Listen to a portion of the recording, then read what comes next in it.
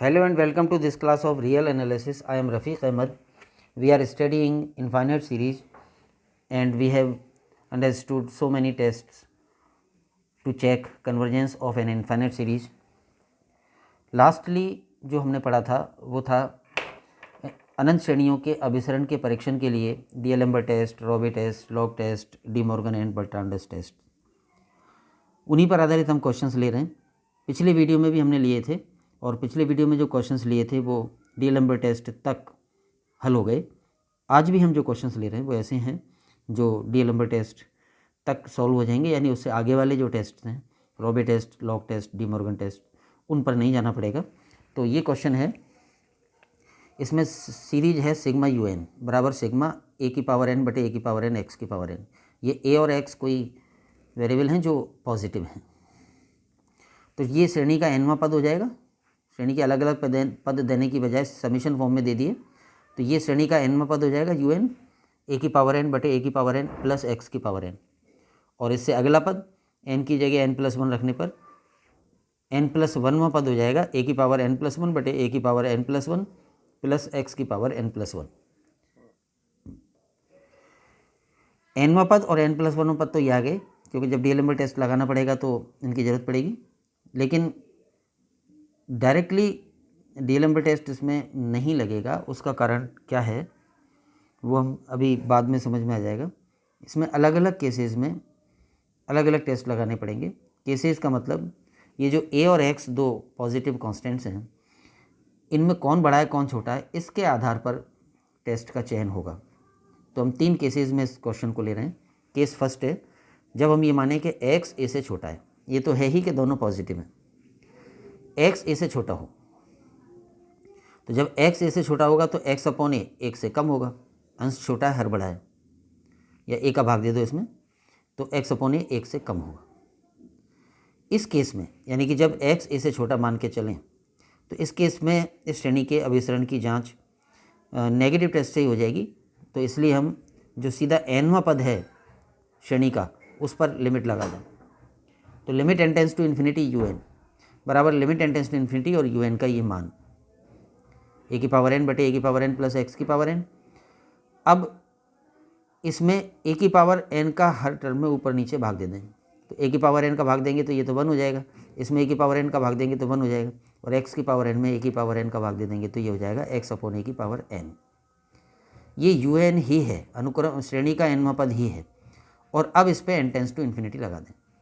तो क्योंकि x upon ए जो राशि है वो एक से कम है और धनात्मक तो है ही, तो इस एक से कम राशि पर एन पावर है और एन टेंस टू इन्फिनिटी लगाएंगे तो ये इस टर्म की लिमिट ज़ीरो आ जाएगी एक से कम होने के कारण। तो ये लिमिट जीरो हो जाएगी तो ये टर्म बचेगी one upon one plus zero limit लगाने पर, यानी कि वन। और वन एक नॉन ज़ीरो नंबर है, अशून्य संख्या है, अर्थात श्रेणी के एनवें पद की सीमा ही डायरेक्टली नॉन ज़ीरो आ गई।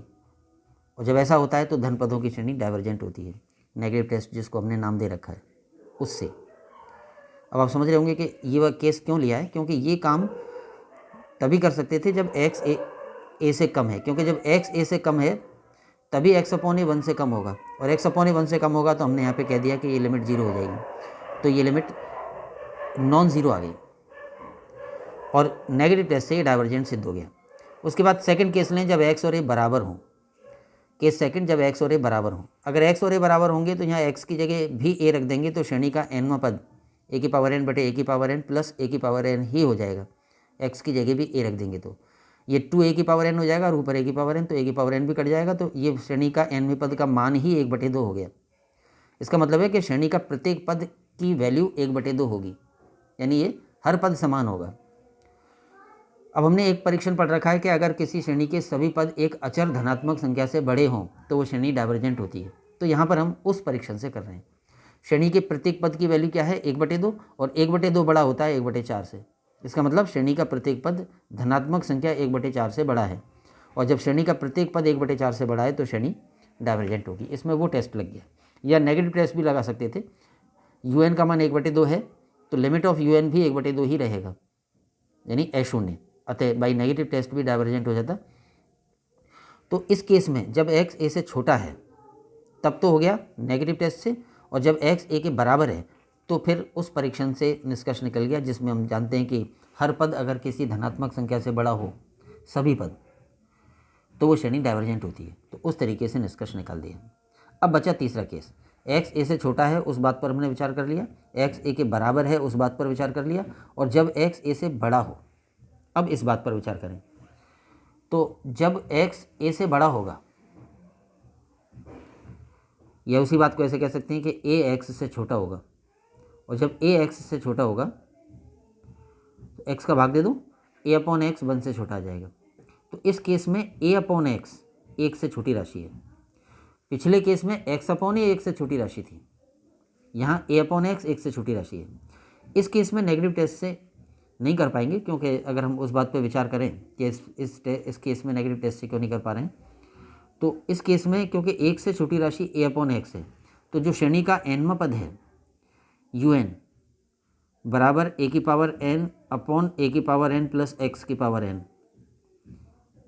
उस पर लिमिट लगाने के लिए उसे a अपॉन एक्स रूप में बनाना पड़ेगा। पहले हमने x अपॉन ए रूप में बनाया था, a अपॉन एक्स रूप में बनाएंगे क्योंकि a अपॉन एक्स 1 से कम है, और 1 से कम राशि पर n पावर हो तो n टेंस टू इन्फिनिटी लगाने पर लिमिट 0 हो जाती है।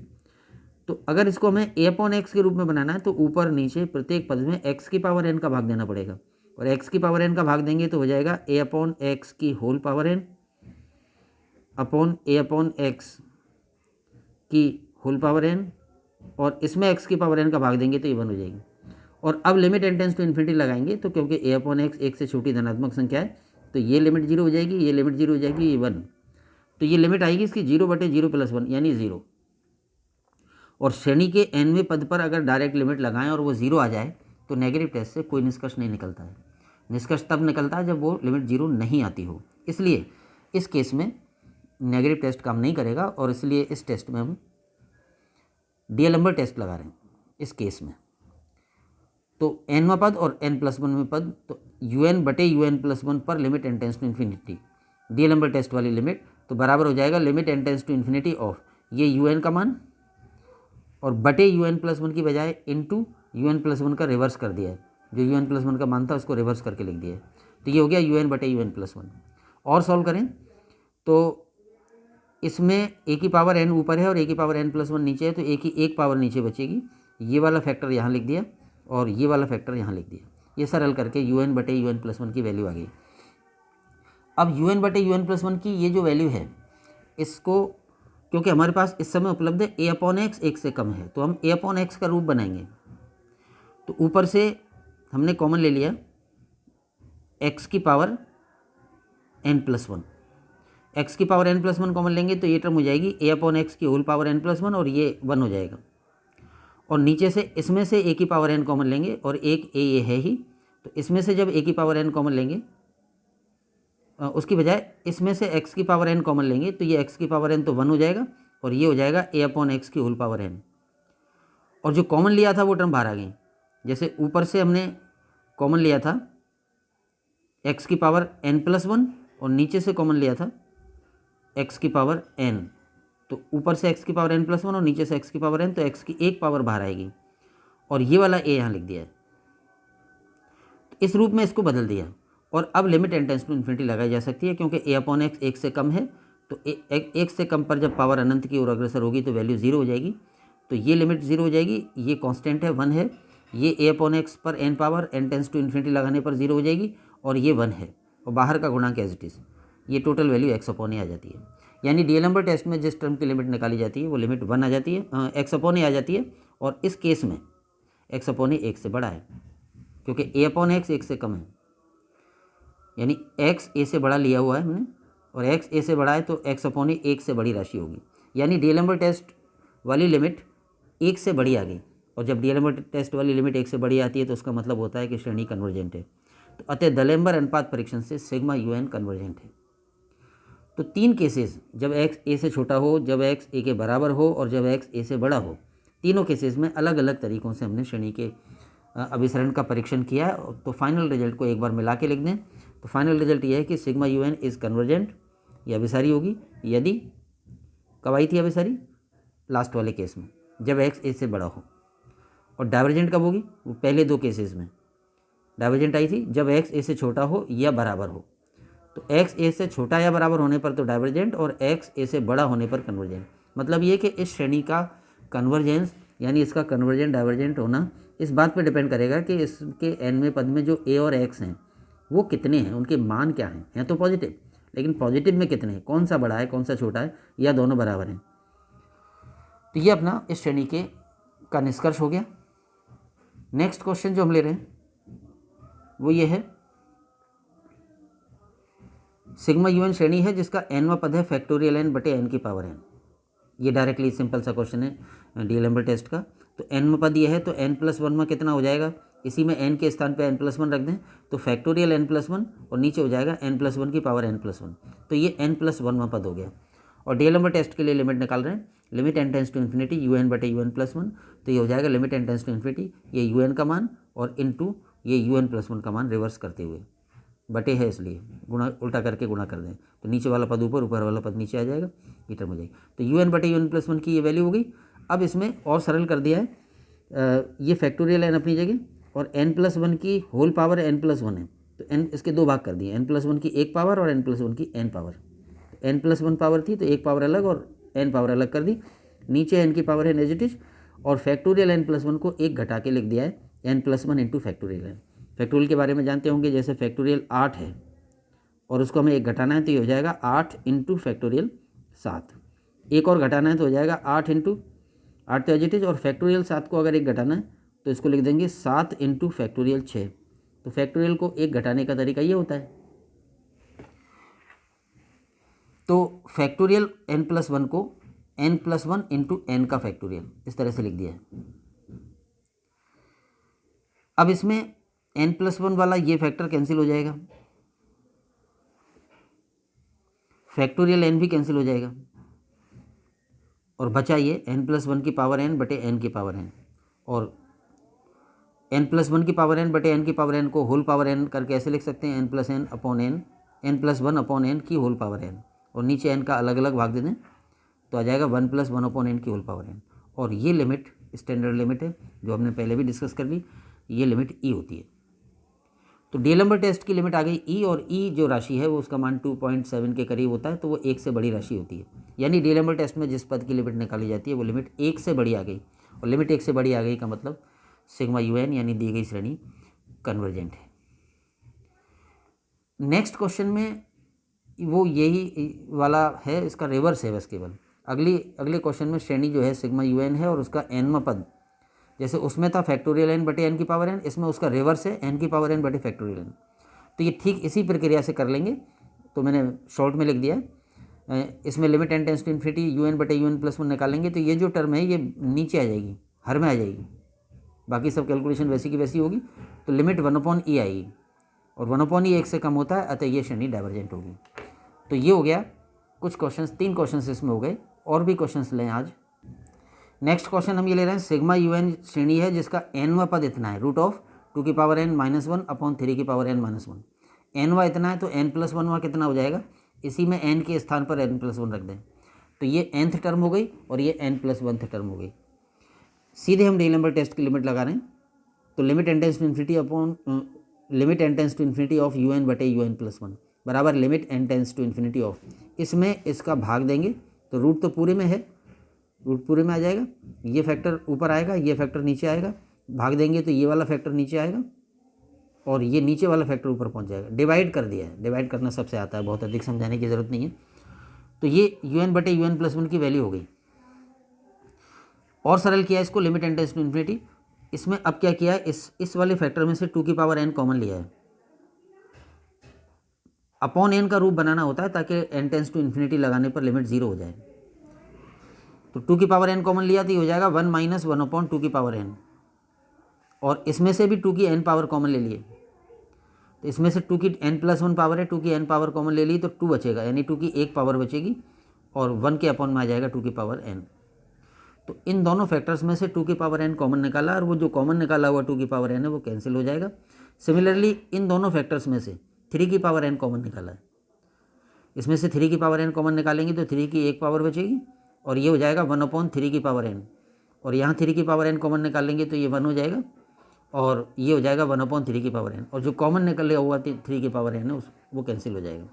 तो अपॉन n का फंक्शन उस रूप में इसको बदल दिया, और अब n टेंस टू इन्फिनिटी लगा दें तो 1/2 की पावर n की सीमा, 1/3 की पावर n की सीमा, 1/2 की पावर n, 1/3 की पावर n, ये सब n टेंस टू इन्फिनिटी लगाने पर 0 हो जाएंगी।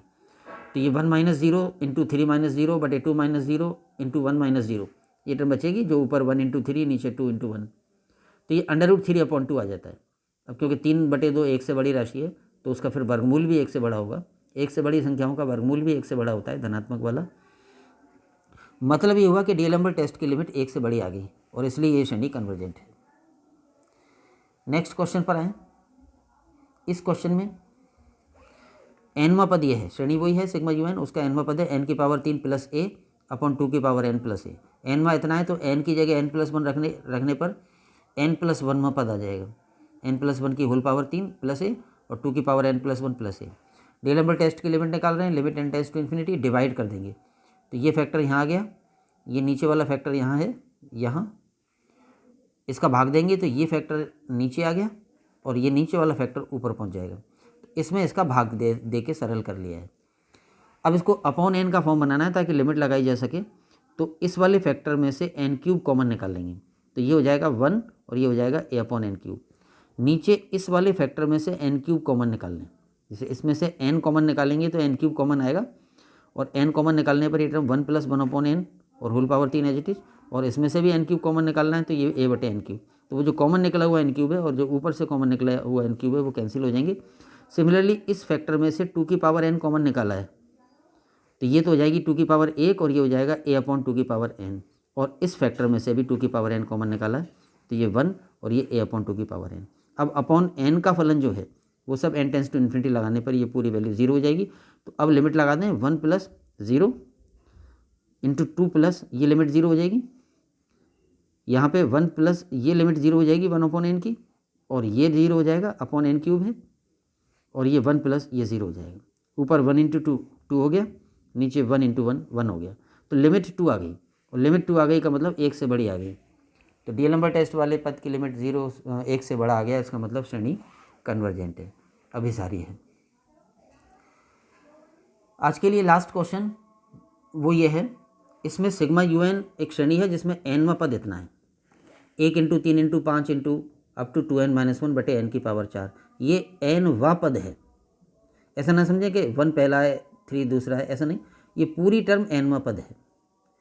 तो nवां पद जब इतना है तो n+1वां पद कितना होगा। अब तक हम जो क्वेश्चंस कर रहे थे उनमें जो nवां पद था वो ऐसा था कि वो n का फलन था।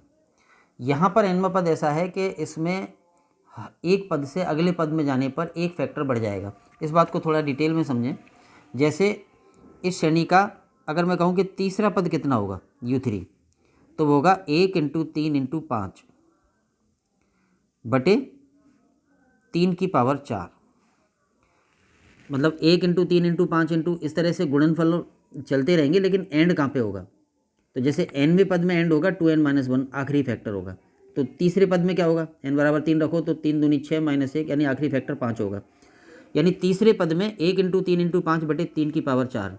चौथा कितना होगा, इसका चौथा पद होगा, शुरू यहीं से होगा, चौथे पद में 1 × 3 × 5 कहाँ तक, तो वो 7 तक आएगा, आखिरी फैक्टर 7 होगा, क्योंकि आखिरी फैक्टर n = 4 रखने पर 7 आता है, बटे नीचे n की जगह 4 तो 4 की पावर 4। पाँचवां पद कितना होगा, तो पाँचवें पद में भी 1 × 3 × 5 × 7 × 9 एक फैक्टर बढ़ जाएगा, और नीचे 5 की पावर 4। इस तरह से हैं, यानी इस श्रेणी के पद ऐसे हैं कि किसी भी पद से अगले पद में जाने पर जितने फैक्टर ऊपर होते हैं वो तो रहेंगे ही, एक फैक्टर बढ़ जाएगा। नीचे सेम है, नीचे जितने वहाँ पद लेना उतने की पावर 4, चौथा पद लेना है तो 4 की पावर 4, तीसरा पद लेना है तो 3 की पावर 4, पाँचवा पद लेना है तो 5 की पावर 4। यानी नीचे फैक्टर्स की संख्या नहीं बढ़ रही है, उसकी वैल्यू बदल रही है, और ऊपर फैक्टर्स की संख्या बदल रही है एक पद से अगले पद में जाने पर। तो तीसरे पद में आखिरी कितना होगा, 5। शुरू तो वही होगा 1 3 5 7, आखिरी 5 होगा, चौथे में आखिरी।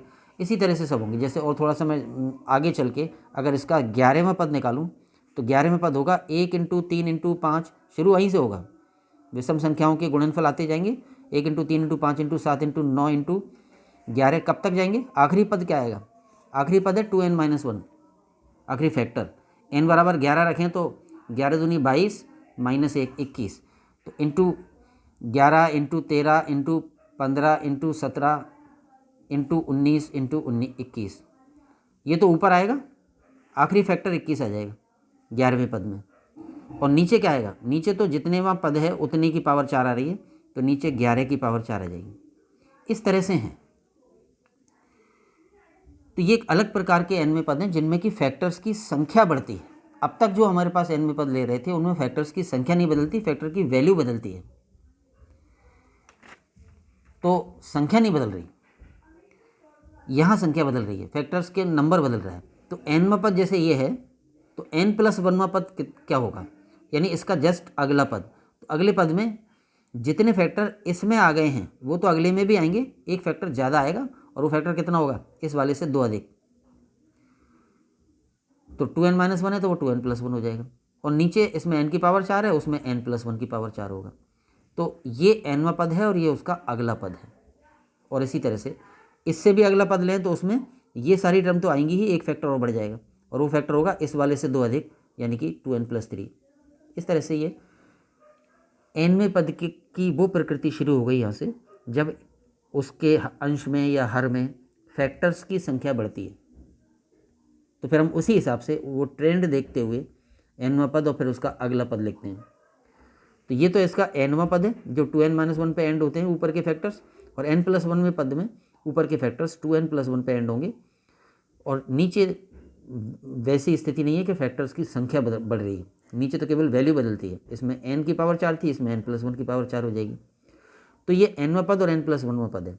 डीएलएमबर्ट टेस्ट लगाना है ऐसे सभी सवालों में जिनमें कि फैक्टर्स की संख्या बढ़ रही है, उनमें तो आप बिना सोचे लगा सकते हैं। डीएलएमबर्ट टेस्ट से शुरू करें, उससे पहले के टेस्टों से वो नहीं होंगे। अब भाग दे दें un/un+1, तो इस पूरे में इस पूरे का भाग देंगे तो 1 से 2n-1 तक के फैक्टर इसमें भी हैं और इसमें भी हैं, वो कट जाएंगे, तो केवल ये बचेगा नीचे। या अभी मैंने ऐसे दिखा दिया है, ये un पूरा, और इसका भाग देना है तो गुणा करके रिवर्स करके लिख दिया है, गुणा करें तो ये ऊपर आ जाएगा और ये वाली टर्म नीचे आ जाएंगी। अब इसमें 1 से और 2n-1 तक वाले फैक्टर कैंसिल हो जाएंगे,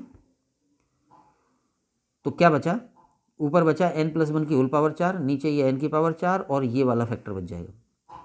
ऐसे जो सवाल हैं जिनमें कि nवें पद में विभिन्न फैक्टरों का गुणनफल है और अगले पद में वो वाले पद तो रहेंगे ही, जो फैक्टर हैं वो तो रहेंगे ही और बढ़ जाएगा, ऐसे सवालों में un बड़ा होता है, un+1 और बड़ा होता है, लेकिन un/un+1 जब भाग देते हैं तो वो समान फैक्टर कट जाते हैं और फिर छोटा रह जाता है। इससे अगले वीडियो में भी अब इस तरह के सवाल लेंगे, लेकिन आज के लिए ये लास्ट सवाल है।